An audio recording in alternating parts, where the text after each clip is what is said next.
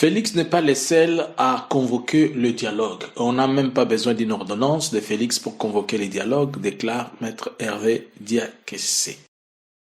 L'ICG a pris acte de protocole entre la RDC et les FDLR. Aujourd'hui, nous sommes le 15. Finalement, la date du jour J est arrivée. Qu'est-ce qui va se passer concrètement? Bonjour, bonsoir. Nous vous saluons de partout où vous êtes en train de nous suivre. Nous, c'est Analysons Congo. Nous venons aujourd'hui, nous sommes le 15 du mois d'août 2026. Une date aussi qui est restée comme la date de la venue du Fils de l'homme. Si c'est votre première fois que vous nous suivez, nous vous demandons de liker, de partager et de vous abonner. S'il vous plaît, allez souscrire sur notre chaîne YouTube et sur TikTok pour un abonnement mensuel. Car si vous souscrivez, vous aidez d'abord Analysons Congo à devenir aussi grand et vous nous facilitez la tâche pour vous rendre beaucoup plus de services. N'oubliez pas que nous devons encore et encore vous donner le meilleur de nous-mêmes et nous allons le faire ensemble avec vous. Pour une modique petite somme de 3 à 4 dollars, faites votre abonnement mensuel sur notre chaîne YouTube ainsi que sur notre compte TikTok pour ceux qui doivent appuyer ce que nous sommes en train de faire. Les places sont limitées pour les gens qui vont recevoir ou des gens qui seront abonnés mensuels car il y aura deux éléments qui seront servis à ceux qui sont abonnés. Attention, je le répète encore, les places sont limitées. Il faut vite faire avant que l'offre ne puisse être stoppée. Alors, aujourd'hui nous sommes le 15, la date limite ou la date de l'hécatombe. On peut tout dire, mais les jours avancent d'elles-mêmes. Nous attendons aujourd'hui les communiqués, nous attendons aujourd'hui ce que le C64 va nous dire.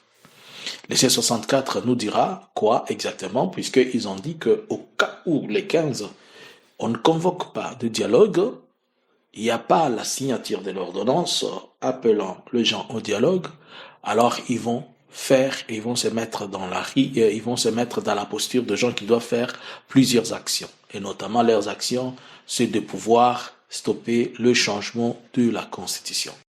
Mais là, une chose vient de frapper mes oreilles, c'est la déclaration du maître Hervé Diakessé, porte-parole de l'ensemble. Il dit que ce n'est pas à Félix seul de convoquer les dialogues, et c'est surtout aux prêtres qui ont reçu mandat de convoquer le dialogue et ils n'ont pas besoin d'une ordonnance. Alors s'ils n'ont pas besoin d'une ordonnance, le C64, et que les prêtres non plus, c'est eux qui doivent convoquer le dialogue. Qu'est-ce qui bloque? C'est-à-dire les prêtres sont bloqués puisqu'ils n'ont pas encore reçu une ordonnance. Et le C64 est bloqué puisque les prêtres n'ont pas encore convoqué le dialogue. Puisque Félix, selon l'esprit de ce que j'ai entendu chez Maître Diakessé, c'est Félix aussi fait partie de personnes, de participants au dialogue. Donc ce n'est pas à lui de convoquer le dialogue, c'est la troisième partie qui sont les prêtres. Mais la troisième partie est bloquée par le même participant qui est Félix. Est-ce que vous avez compris? Je n'ai rien dit et vous n'avez rien compris. Par ailleurs, Martin Fayoulou est toujours en Europe. Il nous avait dit que le 15, s'il n'y a pas de résultats, il va rentrer. Nous espérons qu'au cours de la journée, normalement, ils vont quand même passer à un communiqué, nous informer et nous dire ce qu'il va y avoir. Mais toute la question, si l'Église catholique n'a pas besoin, et si c'est lui qui doit convoquer le dialogue, alors pourquoi ne la convoque-t-il pas?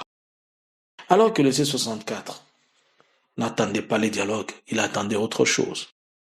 Qu'est-ce que nous n'avons pas compris? Qu'est-ce que nous avons raté ici? Bon, finalement, la date du 15, c'est aujourd'hui.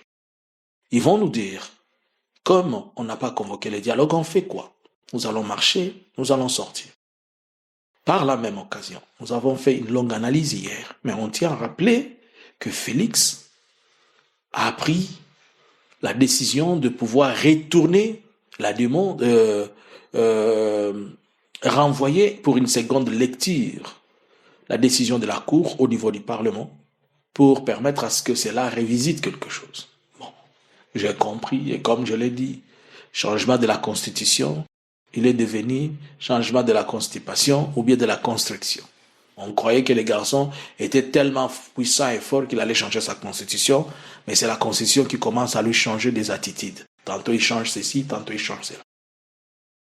Quelque part, on peut se frotter les mains et dire au C64, ils ont atteint quelque chose. Mais la finalité, c'est que Félix retire cette décision-là. Mais est-ce qu'aujourd'hui, comme Félix n'a pas retiré sa décision, qu'est-ce que le C64 va faire? Par ailleurs, le C64 a démontré les comportements d'une personne qui n'est pas à l'attente, mais d'une personne qui est éparpillée. Je le dis pourquoi, puisqu'il y a Martin Fayoulou qui n'est pas avec les autres, il y a Kessé qui dit il n'y a aucun communiqué officiel, mais on attend, la journée n'est pas encore finie. Ils vont s'asseoir, ils vont parler et ils vont nous dire ce qui va se passer. Est-ce que s'ils demandaient à la population des deux centres dans la rue, à telle date, ont-ils droit ou pas? Félix leur dira, certes, je n'ai pas signé d'ordonnance, on n'a pas convoqué les dialogues, mais non plus, je n'ai pas fait procéder la loi sur le référendum. Donc, votre objectif, c'était que je stoppe ce programme. Mais là, je ne le stoppe pas, je le mets en pause. Donc, vous aussi, vous devez faire pause. Bon, et l'Église catholique devra-t-il aussi faire pause? On ne sait pas. Dans tous les cas, Félix a essayé de jouer le programme et le plan de C64 pour l'étouffer, mais Félix est coincé puisqu'il ne peut pas avancer dans son projet de changement de sa construction, qui n'est plus le changement de la Constitution, qui est un changement de sa construction. Et dans ses faiblesses, c'est pourquoi il est en train de museler la liberté d'expression de la presse et enfin de pouvoir étouffer la liberté même de communication et la liberté d'être informé du peuple congolais en cherchant le mécanisme et les moyens par lesquels il va étouffer, tel qu'il a dit, on va. On en a parlé longuement sur cette histoire de bloquer TikTok. C'est ligne de mécanismes et de moyens pour arriver à sa fin, de permettre à ce que le peuple ne soit pas informé et que le peuple, surtout, avec toutes ces manifestations. Mais nous devons l'apprendre, Félix. Il y a une autre façon de manifester qui n'est pas seulement descendre dans la rue. On va manifester sur la toile. Et en fermant TikTok, une parenthèse, vont-ils aussi bloquer Twitter? Alors que si vous essayez seulement de bloquer TikTok, vous poussez tout le monde à aller sur Twitter. Et tu connais l'impact de Twitter. C'est directement à la Maison Blanche. Et pas seulement ça.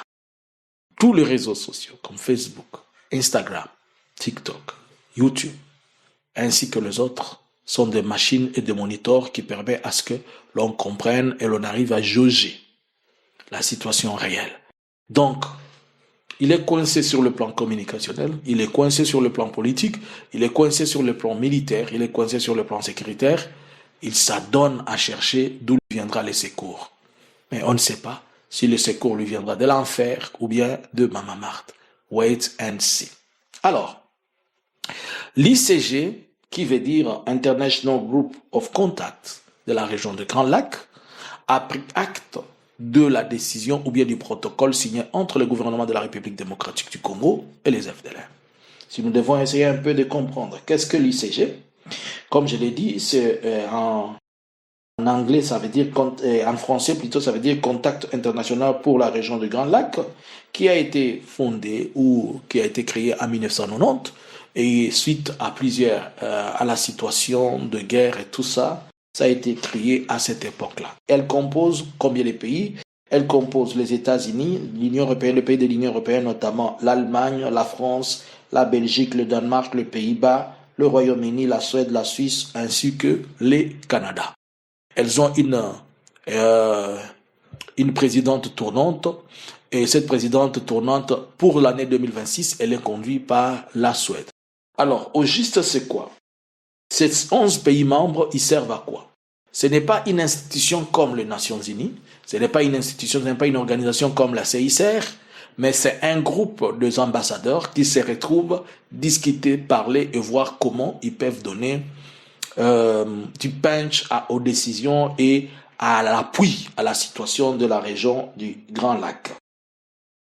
C'est dans ce sens-là, comme nous venons de vous le dire, ils ont été informés par la RDC du fait de leur contact avec les FDLR, et dans ce contact avec les FDLR, on les a présenté les documents qui a été signé entre le président des FDLR, par les chefs d'état-major, ainsi que le gouvernement de la République démocratique du Congo. Ils ont pris acte de cela, mais ils ont dit deux choses. Et les deux choses qu'ils ont dit, ce sont des choses trop sérieuses. Un, ils ont dit qu'ils prennent acte de la signature, mais il devra faire connaître à la République démocratique du Congo que cet accord va à l'encontre de l'esprit de l'accord de Washington. Ce protocole va à l'encontre de l'esprit de l'accord de Washington. Je vais vous expliquer pourquoi. Deuxième élément, ils ont dit à la RDC, c'est bon, mais nous attendons de vous un plan, que vous puissiez nous faire un plan pour nous démontrer comment vous devez démobiliser, vous devez arriver à un résultat avec les FDLR. Nous devons comprendre ceci. Le plan initial, selon les accords de Washington, c'est-à-dire RDC, neutralise les FDLR, regroupe les FDLR, les rapatrie au Rwanda, et simultanément, le gouvernement rwandais lève ses mesures défensives. Mais la RDC vient de changer la formule.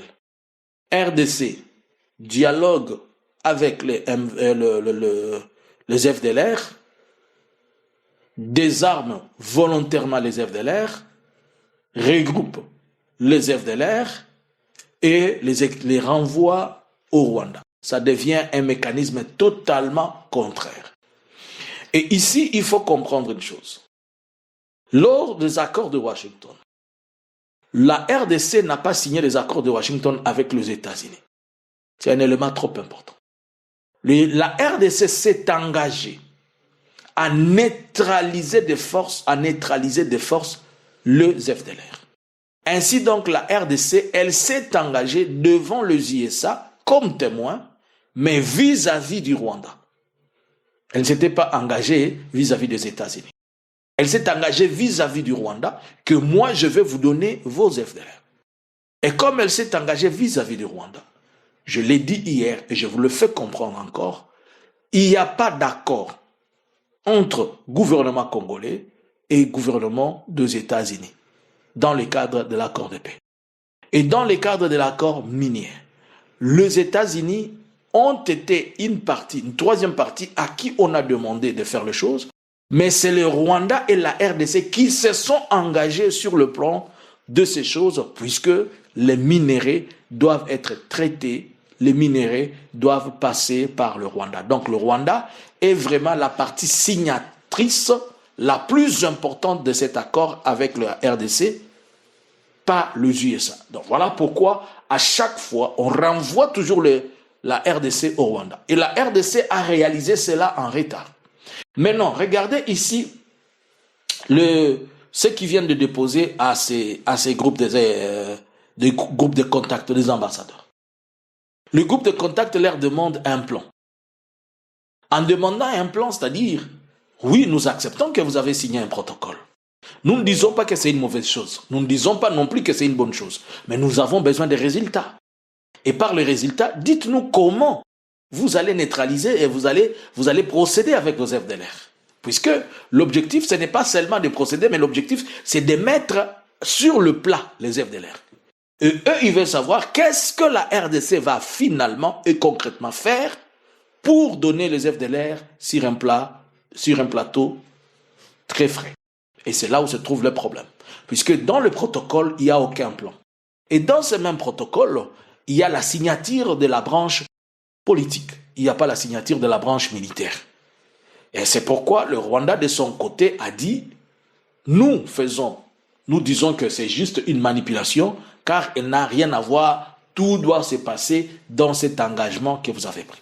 En fait, la RDC, elle est en train de fuir l'obligation qui s'est dit lui-même. Il a signé qu'il s'engage. Mais comme il n'est plus à mesure de pouvoir supporter je m'engage, il cherche maintenant comment à faire amener à une autre personne cet engagement. Est-ce que ces groupes de contact ont-ils un pouvoir juridique? Ont-ils une force, une puissance par rapport aux deux belligérants? L'unique chose qu'ils peuvent faire, c'est juste faire des pressions politiques. Vous devez faire. Mais ils ne peuvent ni engager l'armée, ils ne peuvent ni engager des troupes, ils ne peuvent pas faire des sanctions, ils ne peuvent pas. Mais ils peuvent faire certaines recommandations aux Nations Unies et que les Nations Unies se décident autrement. C'est pourquoi vous allez voir dans plusieurs des rapports des Nations Unies, les Nations Unies parlent toujours de groupe de contact qui a fait ceci et qui a fait cela.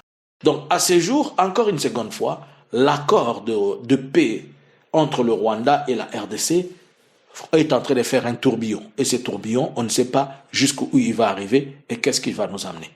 Pensez-vous que après avoir pris acte de cela, la RDC ne s'est pas mis une autre corde au cou, puisque déjà l'accord de Washington, elle a du mal à l'accomplir, et ici vient de se mettre une autre corde au cou, il dit je vais le faire, et voici je commence la procédure, et tout le monde lui dit ok, on est d'accord, on t'observe. Mais le Rwanda dit non, moi je n'observe pas ces choses. Moi j'attends les accords de Washington, et dans les accords de Washington, j'attends les FDLR. Et ici la RDC dit non, nous avons notre façon de vous amener les FDLR. Qu'est-ce qui va finalement se passer? Qui va gagner? Qui va être perdant? Selon vous, le résultat sera lequel? Wait and see the final story of the situation. À vous les claviers. Que pensez-vous de la finalité de cette histoire? Qui va gagner et qui va perdre? Est-ce que la RDC ne s'est pas mis une autre corde au cou par rapport à cette situation?